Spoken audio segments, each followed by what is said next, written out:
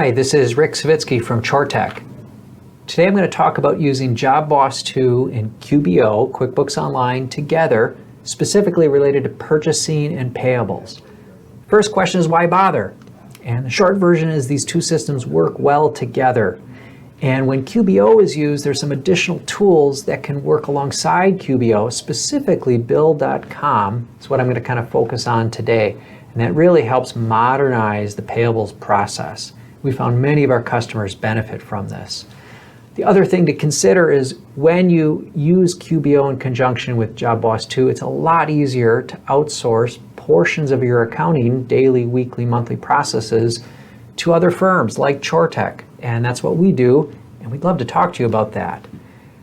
The main thing to consider is that when JobBoss is used with QBO, there's two purchasing or payables processes. One, is it related to inventory, job costing, outside processing related to a job, or does it relate to non-production, for example, a software invoice or a office supply?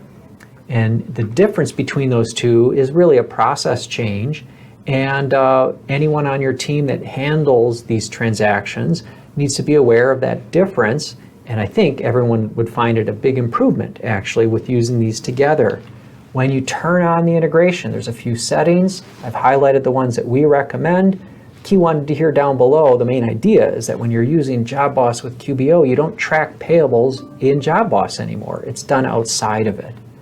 And so with that, here's a diagram that kind of starts to depict the differences between the two. When JobBoss is used on its own, the process goes top down, but notice these are grayed out on the bottom because they're being done instead in QuickBooks or Bill. So the transactions move from JobBoss over to QBO, but then in QBO, there's potentially integration in a circle here depicted with Bill.com synchronizing with QBO. And so if you're not familiar with Bill.com, I'd love to talk to you about it. It's a very straightforward, widely adopted system. The main advantage is we can have invoices that are not related to production go directly to Bill, to a unique inbox, and those invoices can automatically be processed. It's going to learn how they need to get coded from an accounting standpoint, and then set up for electronic approval using literally mobile device, browser, before it gets dispersed, ideally electronically, so we avoid checks, and we reduce the risk then of check fraud, as well as reducing the risk of unanticipated or unauthorized disbursements. So those are the main benefits that come from using Bill. Eventually things get synchronized back into QBO, updating the financials, updating payables, agings, and so on and so forth. So that's a snapshot of how the systems work together. There are two gotchas. Technical, the vendor ID and the customer IDs need to be unique, so we can't have TED01 for each. Just need to make a one-time change in JobBoss before the transition or as you're making the conversion. That's a one-time thing.